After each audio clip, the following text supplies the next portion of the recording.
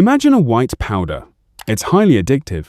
It lights up the exact same pleasure centers in your brain as cocaine. When you try to quit, you experience physical withdrawal symptoms, headaches, fatigue, intense cravings, and severe mood swings. If it were invented today, it would probably be classified as a controlled substance, but it's not. It is completely legal. You probably ate some this morning. You give it to your children as a reward. It is hidden in 74% of everything you buy at the grocery store. I am talking, of course, about sugar. But the sugar sitting in your kitchen right now isn't just a simple ingredient. It is the end product of a 10,000-year journey. A journey involving ancient royalty, a ruthless global empire, centuries of brutal human exploitation, and a massive modern scientific cover-up. This is the dark, hidden history of how a rare exotic medicine conquered the world and became humanity's greatest addiction. To understand how strange our modern sugar obsession really is, you have to realize that for 99% of human history, sugar essentially didn't exist in our diets. If our ancient ancestors wanted something sweet, they had to fight bees for honey or wait for seasonal fruit to ripen. Our brains evolved to treat sweetness as a rare, massive jackpot of survival energy. When you taste sweet, your brain screams, "Eat all of it, right now, because winter is coming." The story of isolated sugar begins around 8000 BC on the island of New Guinea. Indigenous people discovered a specific type of giant grass that stored a sweet liquid in its stalk sugarcane and chewed on it raw. It was a local, isolated secret for thousands of years. Eventually, this magical grass made its way to ancient India, where the course of human history would permanently change. Around 350 AD, during the Gupta Empire, Indian chemists figured out how to extract and crystallize the juice from sugarcane. They called it khanda, which is actually where we get the modern word candy, but refining it was incredibly hard work. When sugar finally reached Europe in the Middle Ages, brought back by crusaders returning from the Middle East, it wasn't considered a food. It was treated as an exotic medicine and a wildly expensive spice. It was ground up with ginger and cinnamon. Kings would keep it locked away in vaults. In 13th century England, a single pound of sugar cost the equivalent of a modern worker's 2-month salary. It was the ultimate status symbol. If you had black, rotting teeth in the 1500s, it meant you were incredibly wealthy, because only the ultra-rich could afford enough sugar to destroy their smiles. So, how did this rare luxury end up in your $2 soda? For that to happen, the world had to change. And it changed in the most brutal way imaginable. The turning point happened in 1493. On his second voyage to the Americas, Christopher Columbus brought sugarcane roots to the Caribbean. The climate there was absolutely perfect for it. The European demand for sugar was exploding.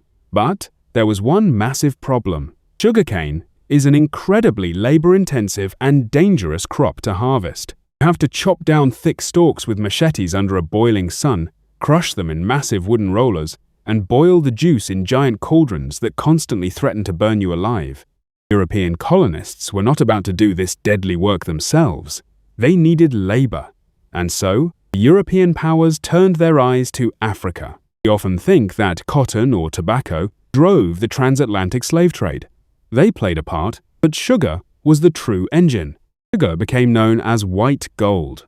By the 18th century, millions of enslaved Africans were ripped from their homes and shipped across the Atlantic for one primary purpose: feed Europe's growing addiction to sweetness. Life expectancy of an enslaved person on a Caribbean sugar plantation was terrifyingly short, often just 7 to 10 years upon arrival. It was literally cheaper for plantation owners to work people to death and buy new slaves than to keep them healthy. A teaspoon of sugar stirred into a fine porcelain teacup in London or Paris was paid for with human blood in Jamaica, Barbados, and Brazil. Staggering wealth generated by this brutal triangle trade built global empires, funded the architecture of European cities, paid for massive militaries, and created a new capitalist economy. But as supply increased, the price dropped. Sugar was about to leak out of the palaces. By the mid-1800s, the Industrial Revolution was in full swing across Europe and America. Millions of people left their traditional farms and moved into filthy, overcrowded cities to work in factories. They were working grueling 14-hour days, living in poverty, and they were exhausted. Traditional, nutritious foods like meat, dairy, and fresh vegetables were expensive and hard to find in the urban slums. The working class needed cheap, fast calories just to survive the punishing shifts. And what was suddenly cheap and abundant? Sugar. Sugar became the ultimate industrial fuel. Factory workers started surviving on cheap bread, loaded with sugary jam, and incredibly sweet, hot tea. The caffeine in the tea kept them awake, and the massive hit of refined sugar gave them the instant caloric energy to keep operating the heavy machinery. This wasn't nutrition. This was raw, combustible fuel for human engines. For the very first time in human history, sugar stopped being a luxury spice and became a staple food. Entire generations were being raised on diets where sugar replaced actual nutrients. Human body, which had evolved over millions of years to handle maybe a handful of sweet berries a week, was suddenly being flooded with refined, concentrated fructose. And the physical results were completely unprecedented. As the 20th century dawned, human biology started to buckle under the weight of this new diet. Heart disease, which had previously been relatively rare, began to steadily spike. Obesity rates slowly started to climb upward. Type 2 diabetes began appearing in numbers never seen before. Doctors and scientists started asking questions, and the sugar industry realized they had a massive problem.